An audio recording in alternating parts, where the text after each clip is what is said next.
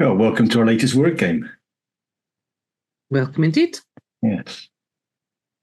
Two lists. Two I lists. think it's your turn to go first. I think you're right. So my list is all about woodwind instruments and what people do with them.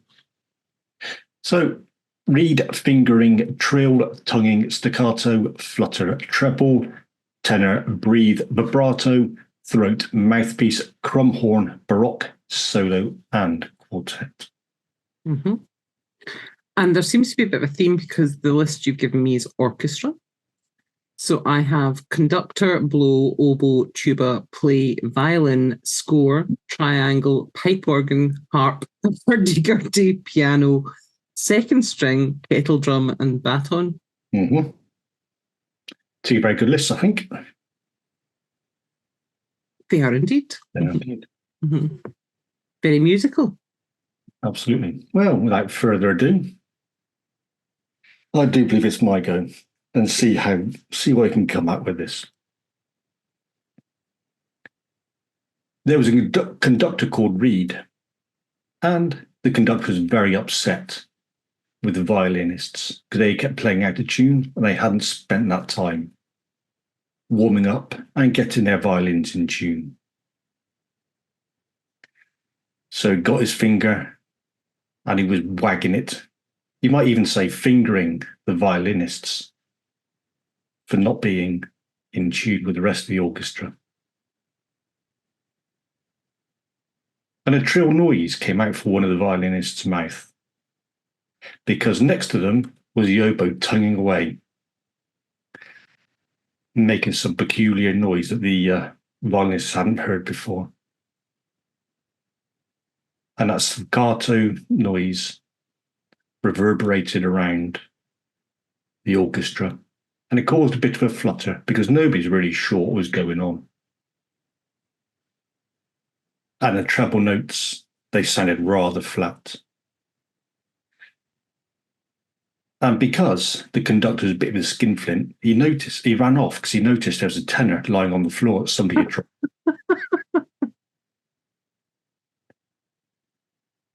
Yes, as the saxophonist took in a big, deep breath, there's a vibrato roar coming from deep within their throat.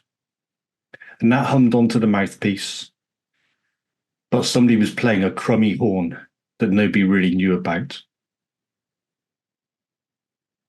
There was a Baroque kind of noise going around somewhere. And the soloist kind of felt left out and so decided to join the quartet to make that a quintet. And there we go. There you go. Interesting fact.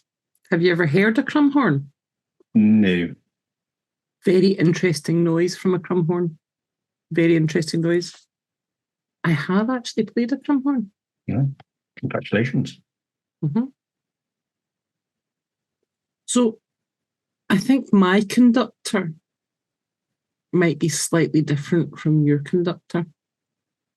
Because in a way, your conductor's behaviours were a bit of a blow to the orchestra in general. I'm not 100% sure whether he got his message across or not. Or she. Because it could be either. Because in any orchestra, there are different sections.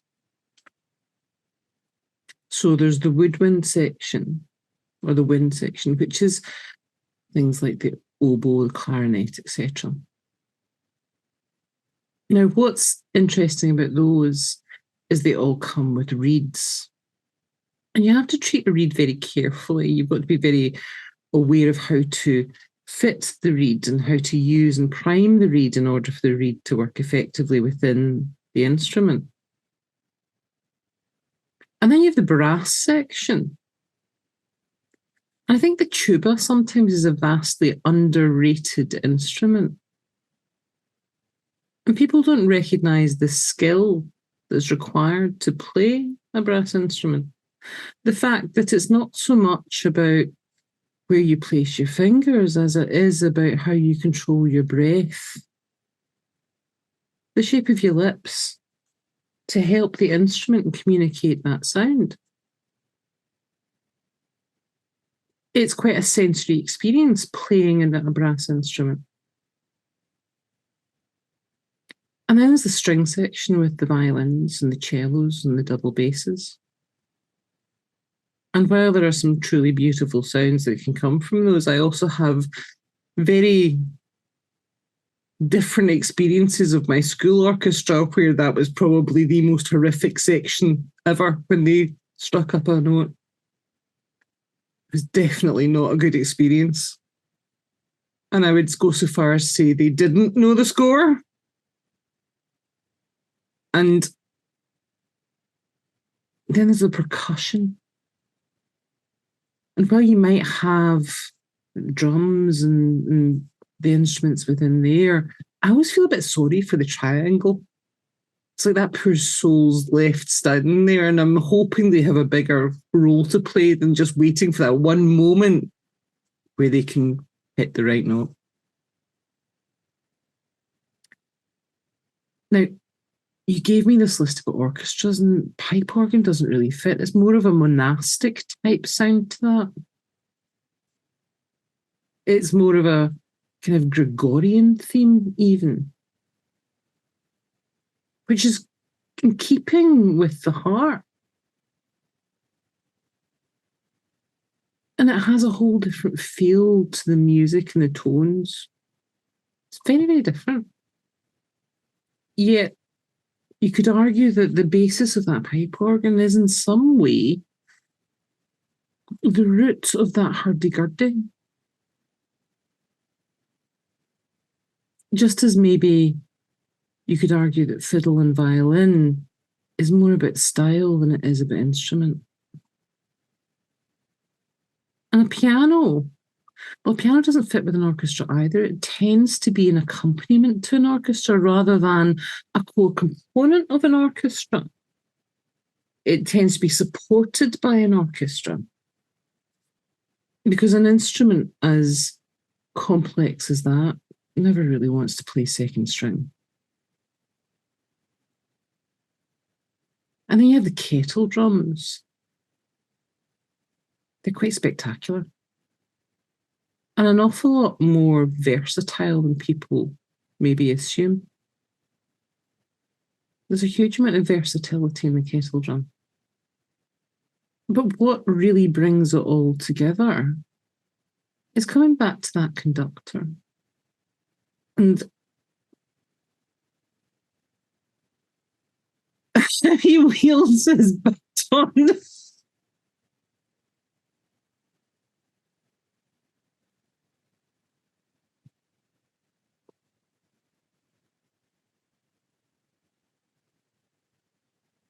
You did sum it up to that point.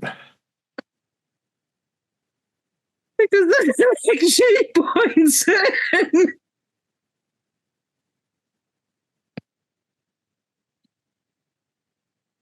Are we what? Because the direction he points in indicates who comes next.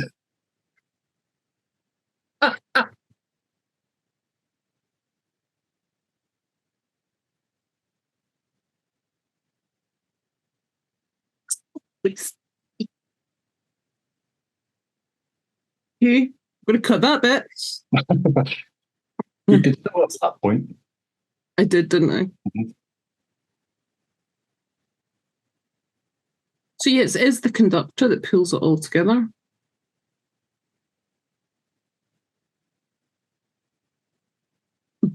And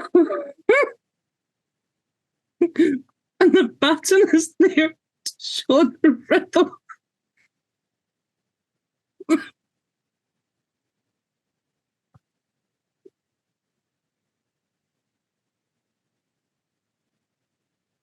I'm trying desperately to think of there's a way I can finish this with the baton.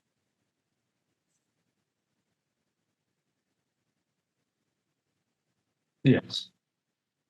So yeah, the conductor is essential. And that baton calls the orchestra to order.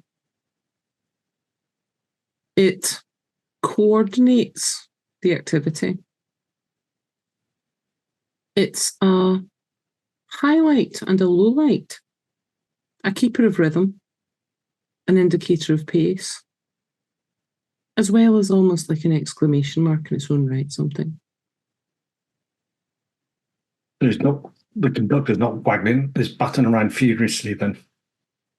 No, it is controlled and determined and most definitely placed with care.